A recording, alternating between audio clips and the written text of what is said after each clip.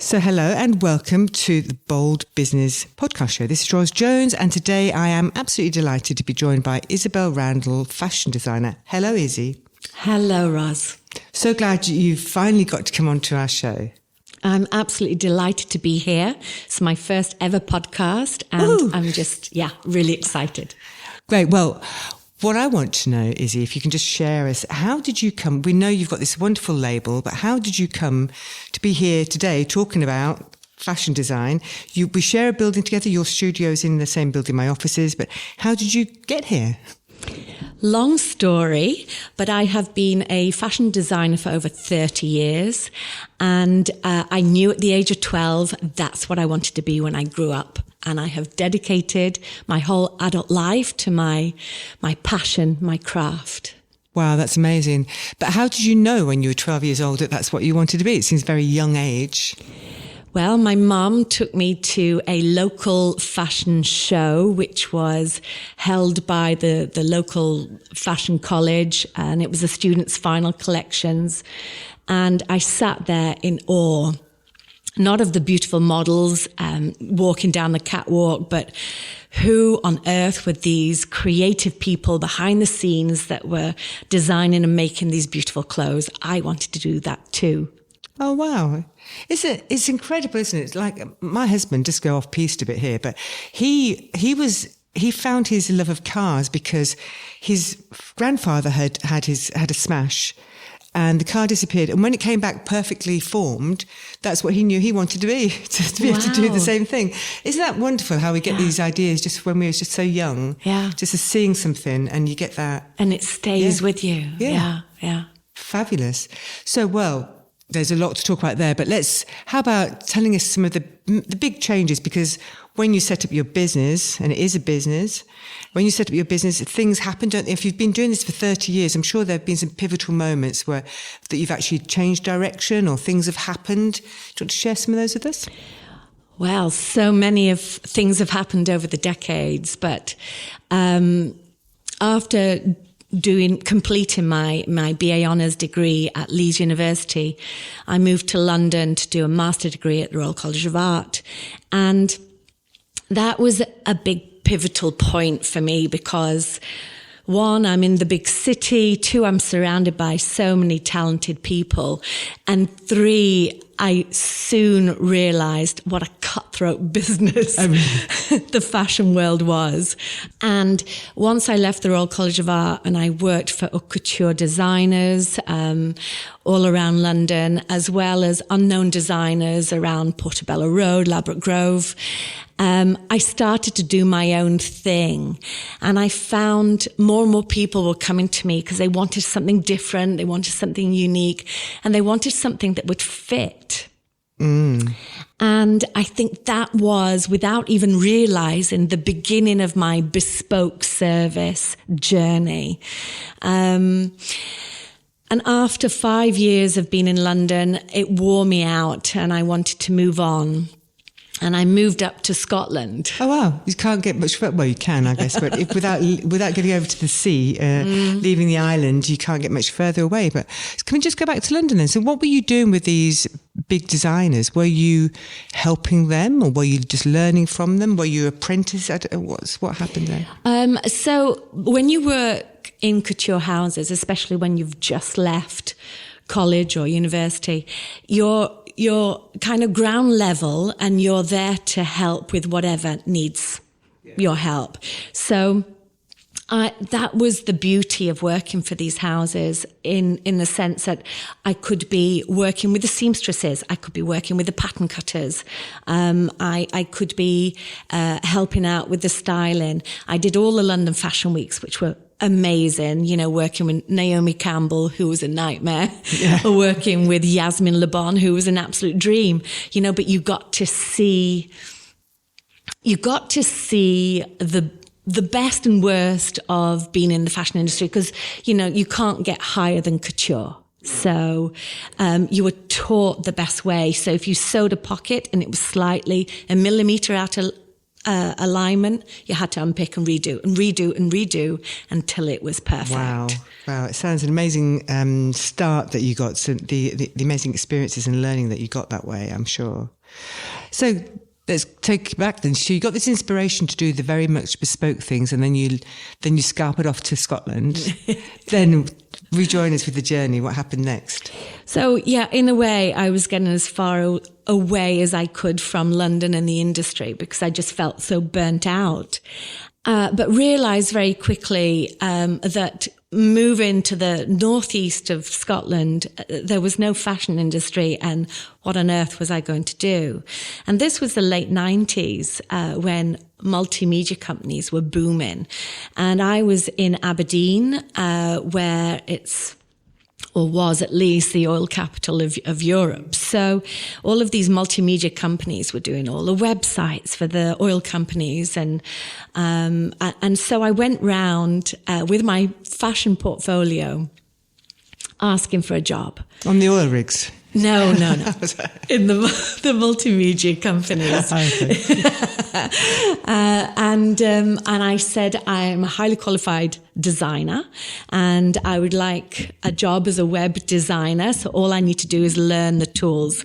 I'm just changing from working with scissors and fabric and paper to, working with software. And they said, great. Do you know how to use the software?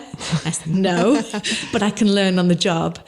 Well, every company kept saying the same to me. Go away, learn the software and come back.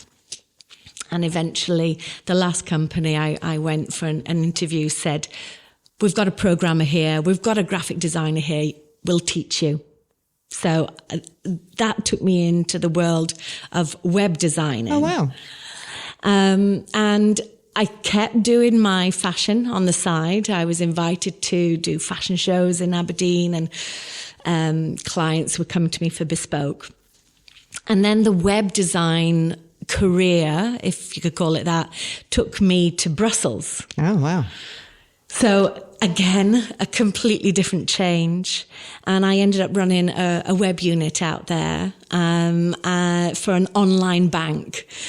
So, but I knew, again, I was attracting clients to do bespoke out in Brussels, and I knew I wanted to return to doing it full time again. And so when I moved back to Scotland, late 2003, by the beginning of 2004, January 2004, I launched my own fashion brand label. Oh, wow. Nice. So it was a journey. Yeah, amazing. And I believe you also had a shop, yes? I did. So I started from home for the first few years. And as the business grew, I thought, right, now is the time to invest in a shop and really have that frontage, on the high street. And yeah, the business just grew and grew from there. Yeah, amazing. And have you found certain trends? I'm guessing things must have changed so much over time, but why, for example, do people come to you? Is it just because that's all there was, or because of what? Why do people come? I think people have an idea. If you're going to an event, you start thinking about what you're going to wear, or you've got a big do coming up, or a birthday or something, and you think about what you're going to wear. You go around the shops, and so many people tell me this, and have for so many years. You go around the shops and you can't find anything. Or if you do, it doesn't fit right, or it's not the right color, or, And I think a lot of people have been more and more frustrated, especially since they moved the manufacturing from the UK abroad in the 90s, and suddenly sizes and shapes, cuts, quality, fabrics just went downhill. Just went downhill. And so people were coming to me for something that could fit, that they would love, that they would feel good in, and that's totally unique to them. Yeah. I mean, I have to admit, and I'm very happy to proclaim it here, that you have made me a beautiful dress. And that was something that I never I never even thought about asking anybody to make me a dress, actually. So I think sometimes it's just not on people's radar. But then once having had the experience, you know how wonderful it is. And I love wearing that dress. So I can firsthand share the wellness of the way that you work and what you do and the benefit to your customers, if you like. Oh, that's great to hear. Thank you. It means so much to me. Personal service is number one in the business. So, and the thing that really blew my mind, I think, about the dress that you created for me, Izzy, was the detail, in the hidden detail, like, you know, the secret red satin lining and the buttons, and patronising for such a wonderful designer as you. But it is that attention to detail that really blows your mind. It is, and I think that's where my passion lies, is, not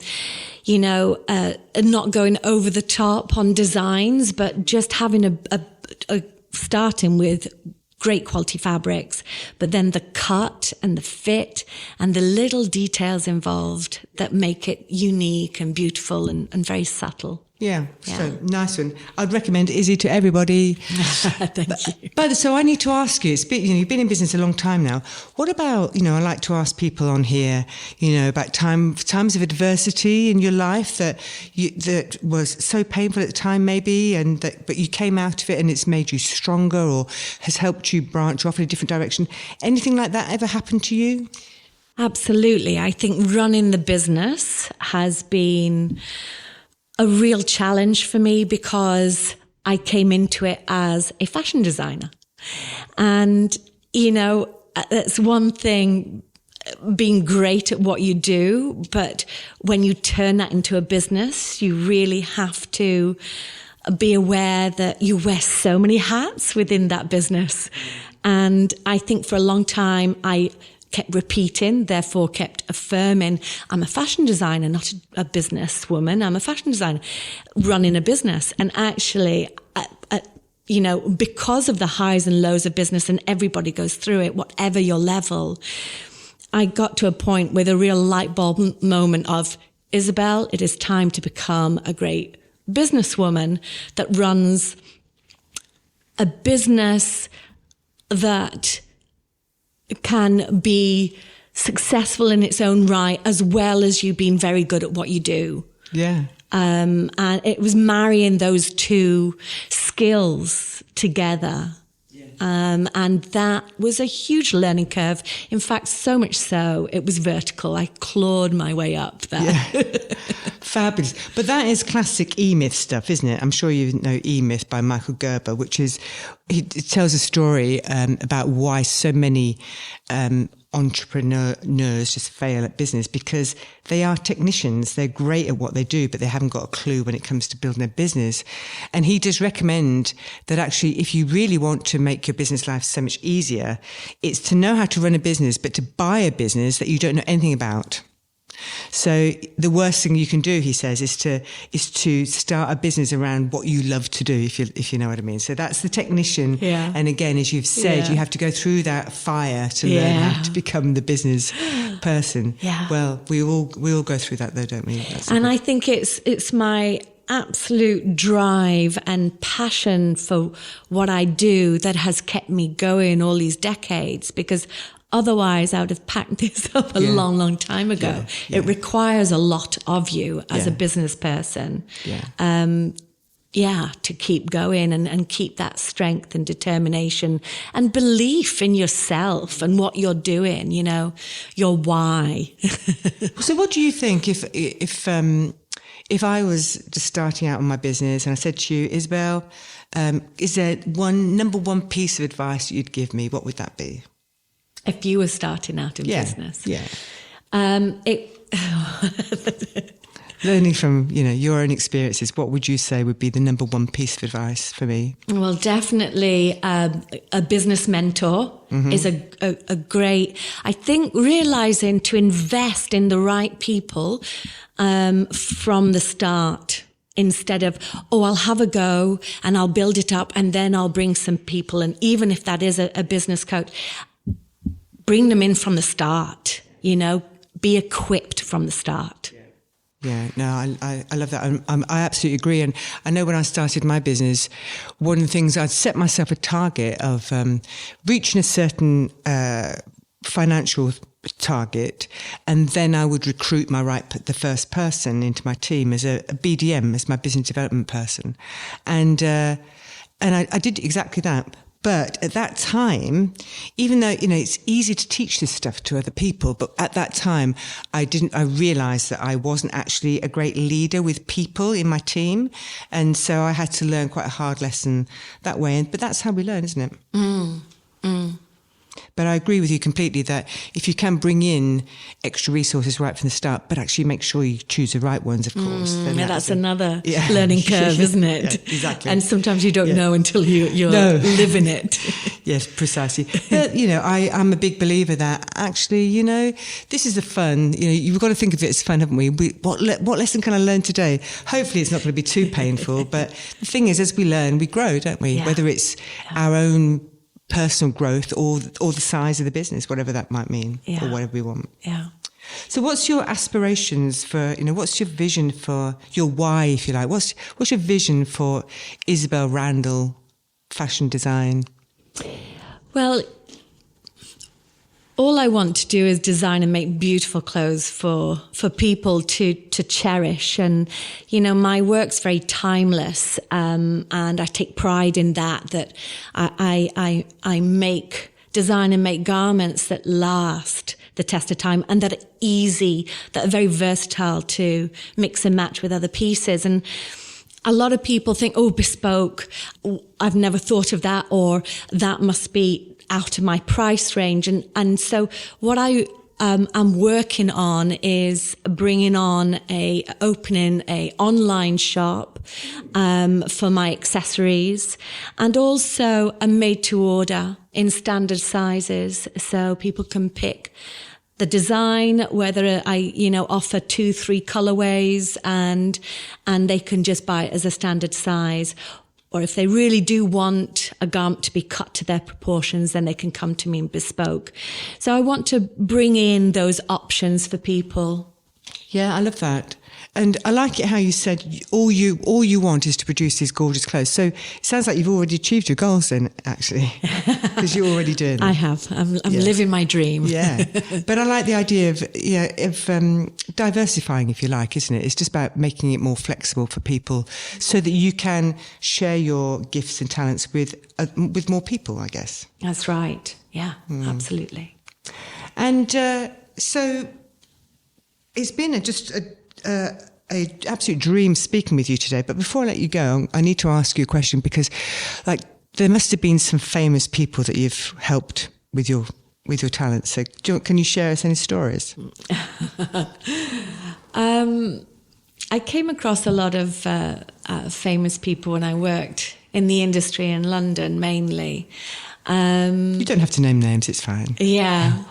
You have to keep confidences. And what I'll say is the ones you think are going to be wonderful usually aren't, and the ones that you think aren't usually are. I mean, I received a call out of the blue, and long story short, it turned out to be the Pussycat Dolls. That was an absolute dream.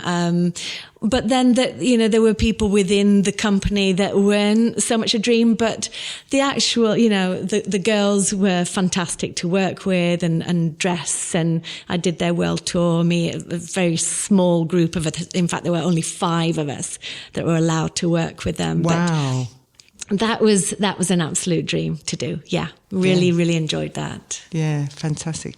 But I guess that's the thing with clothes, isn't it? It's like, well, I'm sure you've met so many different personalities. If they're not happy with something, or if they are happy with something, and there's a whole way. I'm sure you've had to learn lots of skills around dealing with the human condition, if you like.